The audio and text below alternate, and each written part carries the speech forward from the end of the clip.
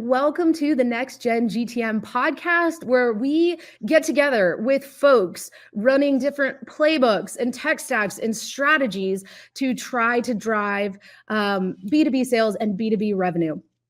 As you guys know, we are talking with folks that are on the front lines right now that are seeing all of this new stuff come at us to really figure out what are the things that they're seeing that they love, what are the things that they're seeing that they're like, I'm not sure I'm into it. And today we have Isabella here. She is the manager of business development at Callbox, and she has an amazing story. She's actually led a team of 4 salespeople, so a small team, to over $1 million in revenue in just the last quarter. So she knows what it takes to really maximize each person on the team and try to operate in a way that gets big results. So Isabella, welcome to the podcast. Thank you, Maddie. Thank you so much for having me. As a young BDM, I'm very excited about the future of GTM. So thank you so much for having me. I'm so excited. Absolutely. So what we really like to get perspective on is front lines, right? We have a lot of people that are talking about, this, and that. There's stuff in the news every day. But obviously we want to talk to the folks that are actually out there and living it. So as you are seeing the space, how are you seeing go-to-market playbooks evolving, right? Like, what are you seeing change? What are you seeing stay the same? Well, I will say I will have 4 different sort of thingies I would like to cover. First of all, data-driven personalization. So we're moving away, I would say, from one-size-fits-all tactics, leveraging customer data, which allows to more targeted messaging and all contents across channels, leading to a higher engagement, I would say.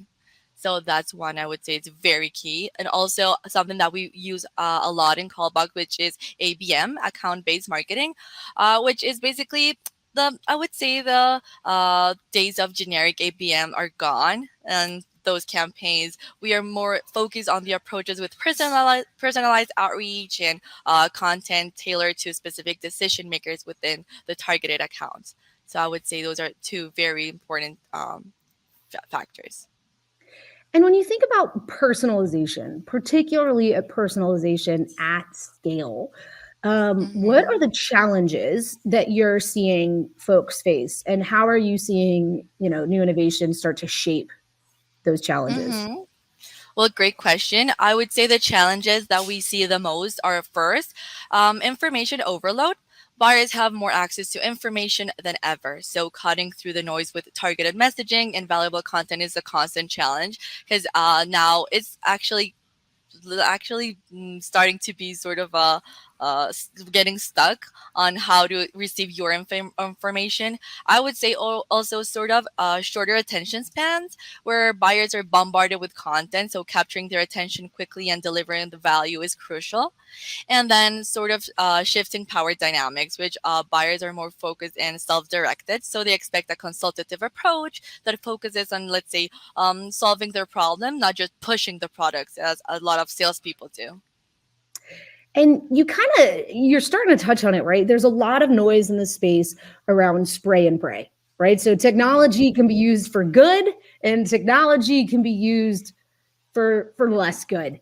What is your take on scale? Like, how are we getting to scale? What's the difference between good scaled go-to-market and spray and pray? Well, I would say, for example, technology, we tend to say, well, we of course feel the need or have the need to be up to date with the technologies. AI, actually, for example, Callbox is an AI powered company, which we still understand the need of having that perfect marriage with human touch and personalization, but also automating processes. So AI powered let's say processes to streamline. It's very important to prioritize, let's say, leads to the conversion rates and potential and maximizing the team's efficiency. So I would say there's a very thin line within those 2, and it's very important to be up to date anyways. And when you guys think about the fact that you guys were able to, again, you're getting to $1 million in revenue sales with a very, very small team, walk us through that playbook. Great, perfect. So, we usually have this strategy where we identify our ideal customer profile. Of course, we identify um, those people that have the interest and intention of potentially having that meeting with you, understanding your your needs. So, something is, I would say, that deliver a very strong value proposition. So, at its core, a compelling value proposition that resonates with that ideal customer remains essential. We build a trust relationship. So while technology, as we were mentioning, plays a big role, the human touch is critical. So we're building relationships with potential, and vital for a customer long-term success. So that's where we will start some sort of getting into the innovations that I some sort of love, which are interactive content, so more focused on different channels such as webinars or podcasts like this, or videos through different social media platforms. And then we go ahead and with our internal AI, actually, we start doing a more lead scoring, so targeted to so or let's say more ideal customer profile focus, and then also interaction and behavior focus sort of engagement through different channels. So we are going to spread all the efforts throughout a lot of channels, not just saturating one channel, in order to maximize the efforts, right? And how do you pick specific channels? Like what channels are you seeing really working right now? What channels are you seeing having challenges? So we would tend to say actually something that actually I've seen that we're moving from channels that are not working anymore as much as they used to in the past, or let's say I would say email, but when you use it like in a spammy way, because we all hate to get those mass threads of spammy emails pushing and pushing the product. So I would say what we do is we have a learning curve, and let's say we use all the channels, but then we see for each specific decision maker which channel works best for each, right? So what we want to do is we want to focus on the channels that, let's say, we have more interaction or engagement through. That could be, for example, calling, where we're going to have actually those calls, not just random dialing, but actually focusing on those specific prospects that have interacted with our channel. So I would say webinars even have a great wave coming in of new registrants that are not only interested in knowing about your product, but actually converting. So I would say more interactive channels are the new way to go. I feel like we're seeing that a lot, right? It's this give first mentality where, you want to be showing how you solve the problems. You want to be giving that clarity out there for folks to be able to do it themselves, right? Without automation, right? You should be able to, if you want to do this the right way and the manual way, that's fine, right? Like, we Mhm. want people to feel understanding and control over how to do these things. And then, right, we want to give them the tools that to galvanize those good processes, almost when they're ready. So if you're working on kind of creating those interactive pieces of content, that education, that early relationship, it feels like though you've got to track all that, right? You've got to know Totally. where those interest points are. How are you guys tracking those interest points and making sure that like once they've consumed that really top of funnel content, now there's a process to get them down the funnel. What does that look like for you guys? Totally. And actually, that brings me to some innovations that I actually am not so keen on, which are mostly, let's say, as I call them, vanity metrics focus. So just focusing on metrics like website traffic without understanding how they translate to leads and sales. So it's got kind of misleading. So what we do is we, of course, streamline with, for example, as we previously talked outside of the podcast, we are HubSpot premium partners. So we're linking all those tools that are helping us track prospects' behavior, not only, but also those specific, let's say, interactions, and are going to start giving us data. So actually, with our clients, we more than signing a contract and waving goodbye, we're going to have a weekly meeting with those prospects in order to keep track of the performance of the program, in order to be able to see the metrics that we have on a weekly basis or on a daily basis, because we're getting in every day on our HubSpot, which we're integrating with our homegrown CRM. So we're having actually all those processes and all those tools, systems, and skill set aligned. So that's something very important. Something that happens a lot in companies, I would say, that I've seen is teams work separately, and we're rowing in the same boat. So the thing is, I consider we have to have a very tight communication, and it's very important to have all those processes streamlined with those technologies that are given to us. And if you had to tell people the top, 5 or 10 signals that they need to be, logging in their CRM, what are those signals that need to be, really getting into the system? So some signals that we usually or we actually recommend logging into the system is always actually all the interactions. So on our CRM, we're always logging, let's say, the email responses. It's very important to even know at what time and when a prospect is only opening the email. It doesn't matter if they're not replying. It's very important to know how they start with that specific interaction, just for us to know how they're going to interact with potential channels that we're going to focus on in the future. So even at what time they're taking those specific actions, if they're filling out a form through your let's say website or landing page, if they're asking for more information via a LinkedIn persona or via your chatbot, we're going to start measuring all that behavior, and we're going to start logging that into our CRMs, which is going to give us a clearer view on how each prospect behaves and each specific decision maker. So that's how, with our 20 years of experience, we have had the possibility of actually shaping and creating all the scripts, all the templates that work for each decision maker. Interesting. And so you're saying, right, that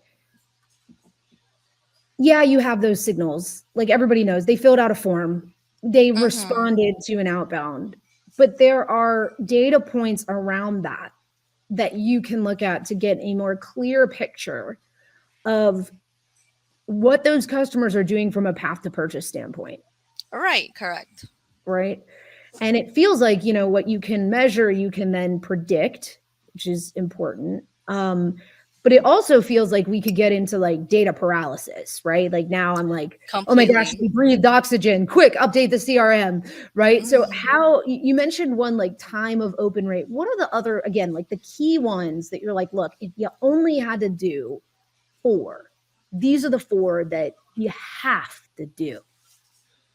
Okay, that's very actually, yeah, it's hard for me to pick because now that you mention it, and we've discussed this before, there's an information overload. So it's just like, yeah, it's not as accurate if you were to say, yeah, a prospect opened an email or a prospect filled out a form. They could be filling out 1,000 forms per day with different companies, so that wouldn't be giving you such accurate information as you may need.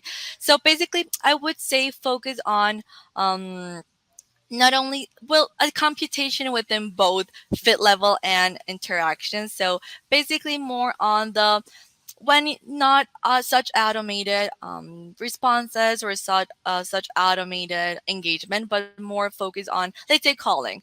We tend to focus a lot on the calling because that's going to give us a more like sort of more approachable, or if you're talking to a prospect itself, that's going to give us a more mm, determined or a more focused idea on what they're looking for. So some signals are definitely we're focusing on the data from scratch. So building the correct database, and that sign of, you know what, we're going to be focusing on targeting those specific decision makers. But then the signals would be mostly on the engagement. I don't know if that makes sense. Yeah, no, it does. And you got into it a little bit there. You said, don't go after them with too much automation when it's time for a conversation. Walk me through the difference between an early lead conversation and an early lead nurture automation. Right. What's the difference between those two things? So what I usually do in my processes is I have a more sort of a strategy from top of the funnel. So starting with the awareness stage, where we're going to basically educate those leads on the solution, the product, the offering that we're having. And there's where we will have a more inbound or more you know what, I'll put the information out there for you to see it in case you can interact with it. And that's where we will build the landing pages, or we will see more. So let's give it let's give those prospects the chance to interact with me. But then when I have caught a certain level of interest, that's where I will deploy our biggest efforts, or my biggest efforts, which are the basically the personalized emails. So during the awareness stage, I would say I will mostly use that. Of course, I also use automation and sequences for emails. That's something that's very helpful. And once you build your high quality sequences, not just bombarding, as I said, your product and pushing it. Then that's going to be more effective. And that then when once we have cut there's a certain level of interest, that's when I will be engaging through different channels, such as, let's say, a channel that I haven't touched just yet, but maybe instant messaging, let's say through SMS, maybe depending on the region. That's something that's very important. I would say it's adapting to each market. So if they're using WhatsApp, if they're using iMessage, if they're using maybe even trying to speak other languages. So my mother tongue is Spanish, but I speak French, I speak English, I speak Portuguese. So I that's something I'm always trying to learn in order to be able to adapt and talk better in their specific well, not just language, but actually to feel closer to them. That is such an interesting piece too, right? And I don't think I'd thought about that before, in terms of, so two things you mentioned there that I really love that you said. Number one, as you get down the funnel, the need for conversation goes up, right? Like at the very Correct. beginning, it's like we're trying to create value, we're trying to give you thoughts and tips and tricks. But as they go down, the need for a conversation is slowly going up, right? But I think Right. where people get stuck is it doesn't go from no, we don't need a conversation to now we're talking, you and me, 30 minutes every call, right? It feels like there's a middle ground there. Can you speak to Totally. that middle ground?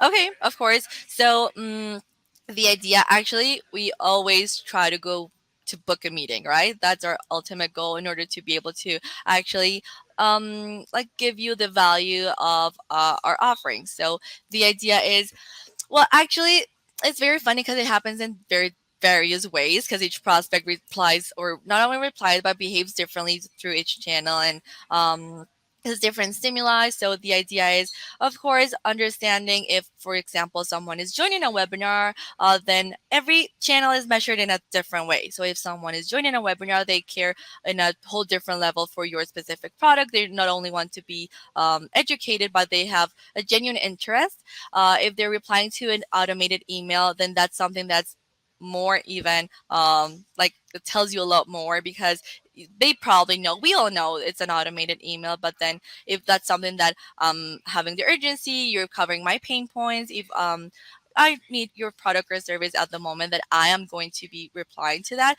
So what we usually do is, once we cut the like regularity of that behavior, is when we start just going a little bit more into your, hey, how are you? I noticed that, for example, you checked my website, or sometimes we know a lot because of our data or our CRM or our platforms, but we don't give away all the information that we know. So once someone, for example, opens a proposal, this is just an example, we know, but then we don't want them to know. So we just go ahead and send them an email and say like, hi, do you perhaps have any questions regarding the proposal I sent? I'm not going to straightforward tell them I know what they're doing, but we all know what they're doing.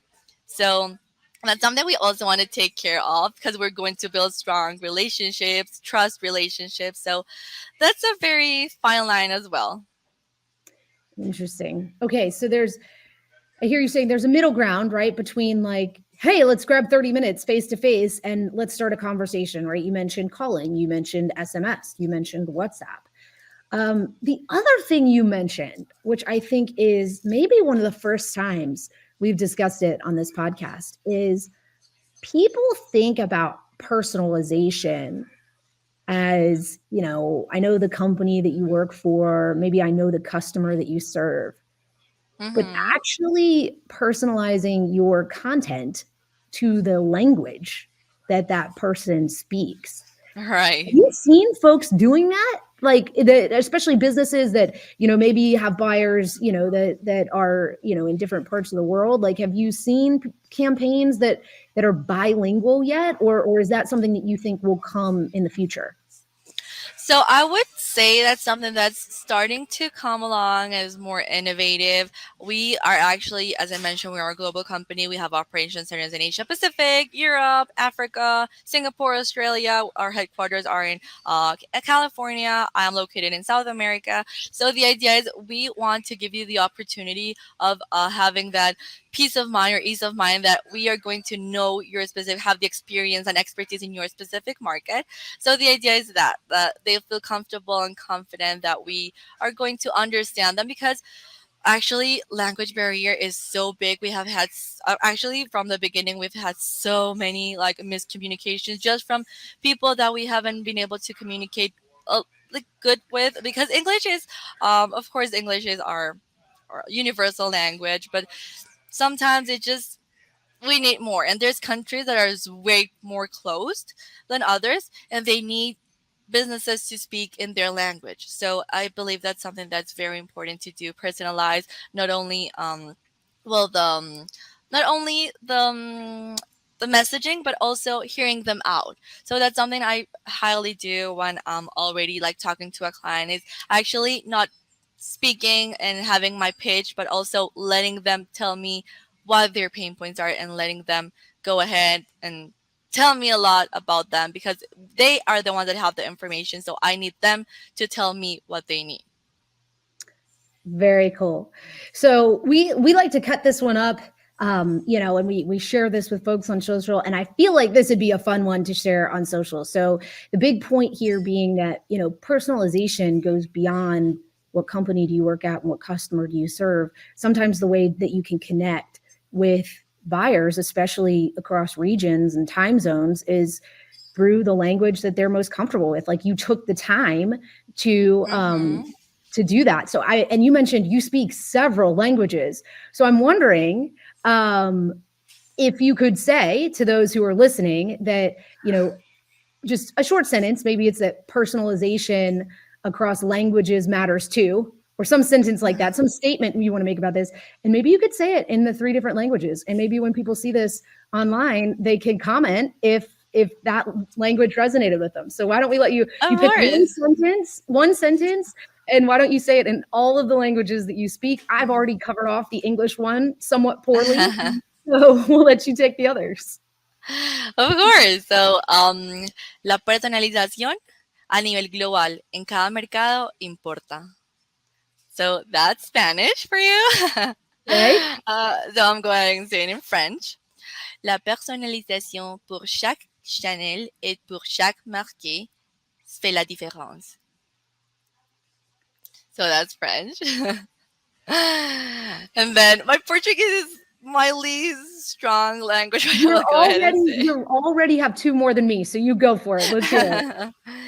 A personalização de canal e de mercado é muito importante por la consecução de leads. Oh my gosh, so cool. No, I think that's so inspiring, right? Because, from my world, right, we're looking at how artificial intelligence can uniquely help people, right? Not harm people, not harm customers and their buyers, but can actually engage in meaningful ways and make the process better. And it's funny because it reminds me of a story. I remember I was going into a demo call, and right as I was heading in, they actually submitted a question and said, "Does your AI speak Dutch?" And I was like, "Ooh, we have our models, we test them, and we test all of our stuff in English. But you know what? I'm going to find out. Let's see. I'll go talk to the head of tech and see if our AI speaks Dutch." And guess what? It was able to do it, right? And so, awesome. You want to have that transparency, right? Of, maybe if our AI is going out and helping people, coordinate meetings, it needs to say, "Hey, FYI, the person I've connected with you in, their primary language is English. Is that okay?" But really just even some of those logistics, handling them in someone's native language, and even just those little moments where it doesn't feel so tough, right? Or so I can't imagine. I mean, it's hard to be a buyer. I can't imagine if you dropped me off in Barcelona and said, "Go buy something," right? I'd be a hot mess. I think everyone would be a hot mess. So it's just such a cool and unique angle of where technology can, again, be a help in creating human connection, versus something that pulls people apart. And that's something that we talk about, whether it's allowing people to better connect across languages, or whether it's just handling the details for them so they can focus on each other. Responsible AI should be about improving and enhancing Totally. human connection. Completely, and also, sorry to cut you off. You were Oh, asking about, well, actually, I wanted to say something that regarding the languages. For example, we usually have prospects or clients come to us after having bad experiences with the same type of industry or the same type of companies like us, and it's sad because that's why people generalize and start saying, you know what, you're selling smoke, because as you mentioned, why does that make the difference in selling in different languages and being able to adapt? So it's very discouraging. Like there's companies that say like, yeah, we have the possibility of speaking in German or French or Italian, and then they don't, and they have terrible campaigns, they have terrible outcomes, and then that's why we all are left with the stigma of salespeople are selling smoke. And then we usually turn it around and say we are selling the good type of smoke, because we're not selling dreams, but we're selling actual results. So that's what I usually say. it's funny, right? Because there's a lot of that, right? Like when you're promising outcomes, you're not really necessarily promising how you get them, the quality of the people behind them. I think we see it on the human side for sure. And to be honest, I think we see it on the tech side. A lot of tech promises the same things, and then people get burned and they get frustrated. And, I think, especially with AI, right? People think they need a machine learning degree from MIT to even use it sometimes, right? And that's Right. sometimes how it feels, right? It feels that way. But the alternative is, you're trusting a company with getting you a result. And a lot of Exactly. people have been burned. So how do you think, especially businesses that offer services, how do you think they cut through that, right? Like, how do you think they work with customers that have been burned in the past and are justifiably skeptical? Totally. So first, I would say people are very optimistic, and like they have before, and they come to us being like, yeah, they usually guaranteed, for example, in my specific case, 100 leads in 1 week. And I actually like to be candid and be honest and say, you know what, that's not doable, even if you're paying for each lead. Like they're even with clients that I have right now that I have that worked with other companies in the past, they were like, you know what, they even set appointments with people from the same company because they didn't have actually people they could set appointments with actually interested in your program or in your service. So I was even talking to just numbers or bots or people that I was not going to convert with ever. So what we want to do is, as a premise, use that quality assurance of having your from the beginning all the quality. So mm, that's why we would like to take care of that process. And you guys mentioned, you're a HubSpot, I think you said diamond partner or a lead, or Right, there's a lot of terms. You're a big HubSpot partner. right. And, there's a choice in that, right? Like you're choosing to focus on a specific CRM. What made you guys choose that platform, and what have you seen that makes you say, like, whether it's just having a CRM or having HubSpot specifically, why is that such a focal point of the work that you do? Right. Actually, well, we can integrate to most of the softwares, and we actually work with, for example, Salesforce as a client. So we actually have had a lot of insights into that world. So we understand, for example, HubSpot is very user friendly, and it's very, well, most of companies use it. So actually, we have any shows great results in terms of how to organize the information throughout the whole stage of the pipeline. And so from when the ideal customer profile is filled out, for example, it can let us integrate our software through to that software and actually be able to have it as a middle ground with other companies. So that's something that gives us a lot of well, possibilities to work around, and it helps us a lot with all our well, automations, and not only in sales but also in marketing. So that's actually that we can integrate, and it's very, very helpful. Very cool. And is there one tool you've seen in the last 8 months that you really think has made a huge difference in terms of positive business results?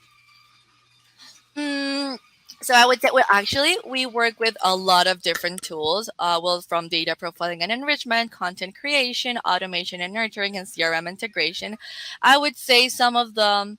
Well, actually, one of our homegrown softwares, actually an account-based marketing platform or a sales engagement platform where it not only consolidates various sales tools like email outreach and social selling in one platform, but the idea is this, for example, this platform where if you work with us, we give you access 24/7, and the idea is we can have um keep track of the performance of the program, keep track of the touch points on in real time, so you can be able to see the scoring that we're going to give them based on their interest level and their fit level. So actually, that's one of the tools I find very, very helpful because it helps us optimize our processes. It helps us actually be more efficient, and it helps you not waste your time because we're going to have a more optimal approach to those clients. But then also, of course, well, actually, I'm even going to pull out our databases or our systems, such as, let's say, Apollo, ZoomInfo, Crunchbase. Those are very, very good platforms, but it's very important. Actually, Maddie, for me to highlight that regardless of the platform that you're going to use or the system or the tools, it's very important for your teams to have the knowledge, experience, and expertise in knowing how to properly use it because you might have all the resources in your hands, but then not know how to properly like take advantage of it. So that's very important too. Very cool. And any new feature release, right? Any new, because like what, again, we see lots of new AI stuff coming. Is there been anything new that wasn't here, call it 5 or 6 months ago, that you've seen that you're like, oh man, like this is a good one? Right. So I've actually seen that, as I mentioned, with innovation comes like that certain level of interaction. So videos, I know that there's some platforms or systems such as, let's say, Vidyard, or even in LinkedIn, they're having those specific like short videos, so you can go ahead and scroll because of the short attention span that we were talking about earlier. So I think those are very like, even if it's in a business type of environment, it's very, very engaging for prospects to be able to watch. Very cool. All right. Well, this has been a great session. So interesting. If I recap, right, it's we learned a little bit about how you've been able to operate with a small team to deliver big results, how, you're taking playbooks beyond spray and pray and into really good content that gets people into an ecosystem and then a process, mapping that all back to the CMS to really understand and get insights about the buyer journey. And then into these places of personalization where it's like, it goes beyond what we have typically understood. And some of these new tools can probably help us get to that next level, right? And create that human connection in a more authentic way than we could, before. Right. If there was, as you think about everything we've talked, if there's one thing you would recommend someone leading a sales team like you do, trying to get after it and go and get big results, what's that one thing you would recommend they do? Um, Right. Well, I will ultimately say the best way to find a new tool, a new system, a new strategy, a new team to make a difference for your business is to identify your specific pain points, research, of course, address them, and don't be afraid to experiment and try out different options to find the best fit for your specific team, your industry, your target market, your target, let's say, industry. So go ahead and try to streamline your processes. Of course, have a strategy before putting it into action. And then, of course, you're going to get a lot of no's in sales, but then go ahead and don't be afraid of it because it's going to be worth it. I love it. I love it. All right. Well, guys, this has been a great session. Thank you so much. Thank you, Isabella, for joining us. And Thank we'll you catch so everybody much. next time. Great. Thank you so much for having me, Maddie.